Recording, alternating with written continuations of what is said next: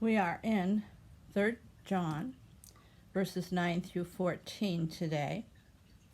As John ends this letter, he encourages Gaius to remain steadfast. The word steadfast means fixed in direction or firm in purpose. John shares 3 essential principles for staying steadfast and anticipate opposition, imitate good examples, and cultivate Christian friends. We're going to look at anticipate opposition first, found in verses 9 through 11. In the Christian life, we will always encounter people who oppose our spiritual steadfastness. Such is the case with Gaius, to whom this letter is written. And as a result, John writes in verse 9, I wrote unto the church, but Diotrephes, who loveth to have the preeminence among them, receiveth not. So we see here how John starts this. Diotrephes apparently wants to be the church leader and have prominence among them. Therefore, he refuses to receive John or even acknowledge John's authority. Diotrephes apparently puts John down to exalt himself, and John wants to deal with this matter in person. Therefore, he writes in 10, Wherefore, if I come, I will remember his deeds, which he doeth. Next, John explains 3 things that Diotrephes is doing.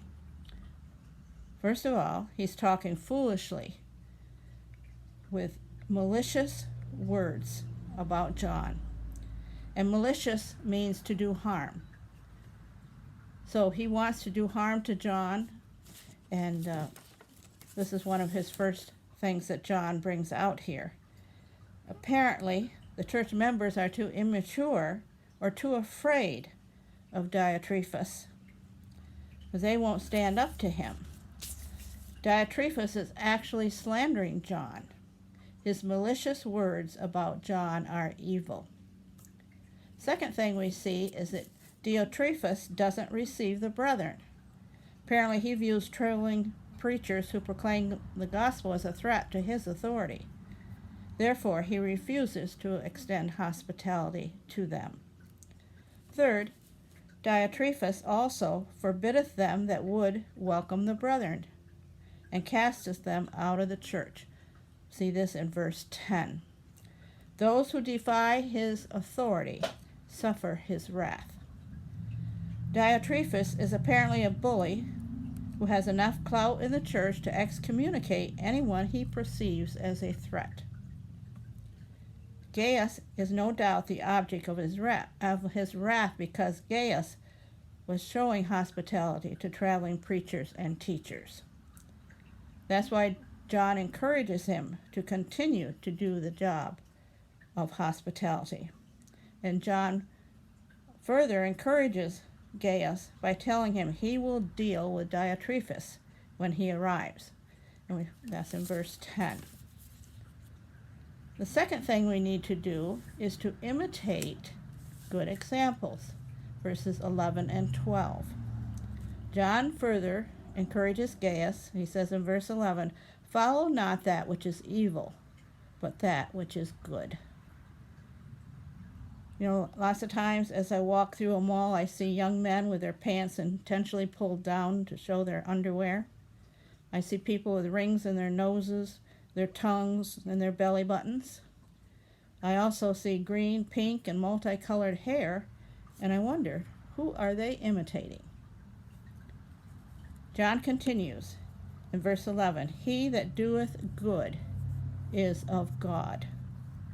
True believers are God's children and therefore share in God's nature. So our behavior is a clear indication of our relationship to God. Anyone who continually obeys God's principles and precepts knows God. In contrast, he that doeth evil hath not seen God, brought out in verse 11. The phrase doeth evil is present tense, denoting continuous action. Anyone who practices sinning is not born of God. Notice I said practicing. We all fall into sin, but if we practice that sin and that becomes part of us, that becomes a habit, then it says we're not born of God. Strong words there. Let me repeat it. Anyone who practices sinning is not born of God. Demetrius hath a good report of all men and of the truth, which is brought out in verse 12. This passage contains all we know about Demetrius. There is an Ephesian silversmith, also named Demetrius, who opposed Paul, but is probably not the same man. This Demetrius is a popular opposite of Diotrephes. Demetrius is an example of good, while Diotrephes is an example of evil. So John and his co-workers also send their commendation. We also bear record, and you know that our record is true, found in verse 12. It could be that Demetrius is delivering this letter. Therefore, that John assures Gaius of his character. The third thing we want to look at is Christian friendship, verses 13 and 14. John explains the brevity of this epistle by writing in verses 13 and 14, I had many things to write, but I will not with ink and pen write unto you. But I trust I shall shortly see thee, and we shall speak face to face. Considering the conflict that Gaius is facing from Diotrephes, this is very appropriate. However, this phrase refers to more than cessation of conflict in human relationships. It also includes inner tranquility and God's blessing. Next, John encourages Gaius to continue to be steadfast in his Christian hospitality. He writes in verse 14, Our friends salute thee. Our friends reminds Gaius that he has a network of believers who will stand with him for doing the right thing.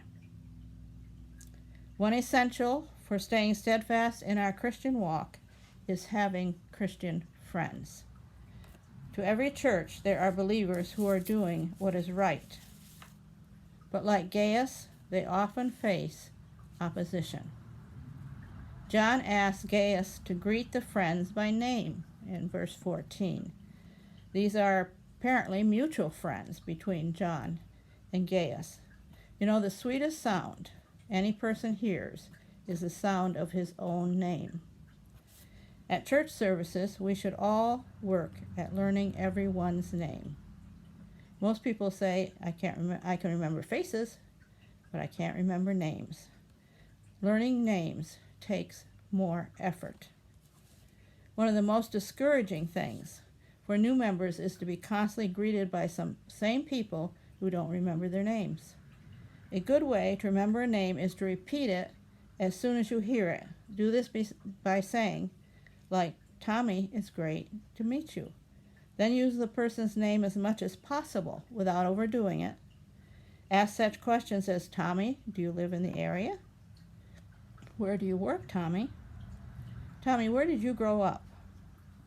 And as you leave, say, very nice to meet you, Tommy. Names need to be repeated at least 7 times to be etched in our minds. 7 times we need to repeat that name if you want to remember the name of that person. Another way to remember a name is to cross-reference it in your mind. Think of someone else who has the same name. If it is an unusual name, ask how it's spelled and where it came from. Another way is to picture a person's name written on his or her forehead. This method was used by Franklin Roosevelt, who continually amazed people with the ability to remember names. So we need to cultivate Christian friends because we will need them to help us stay steadfast in our Christian life. On the other hand, other believers also need you as a friend to help them stay steadfast. So to stay steadfast, anticipate opposition, imitate good examples, and cultivate Christian friendships. Reminder, we will meet again tonight at the church at 5 o'clock for our discussion Bible study. We welcome you to join us, and we give you thanks for those who have been faithful to join us. Now as we close, let's remember our country, our president, and the election coming up. We need to be in earnest prayer for these things. May God bless you.